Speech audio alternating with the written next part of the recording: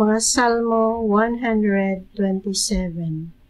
Gawas kun ang Ginoo maoy magtukod sa balay, kawang lamang ang kahago ni adtong nagtukod niini. Gawas kun ang Ginoo maoy magbantay sa syudad, kawang lamang ang pagtukaw sa mga magbalantay. Kawang lamang ang inyong paghago, pag-ayo aron mabuhi. Ang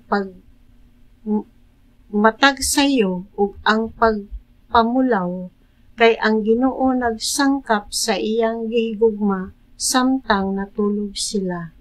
Ang mga anak gasa gikan sa Ginoo, sila tinuod nga mga panalangin. Ang mga lalaking anak sa pagkabatan-on, sama sa udyo nga gikuptan sa usa ka manggugubat. Bulahan ang tawo nga daghag udyong, dili gayud siya mabuntog inig atubang niya sa iyang mga kaaway diha sa hukmanan.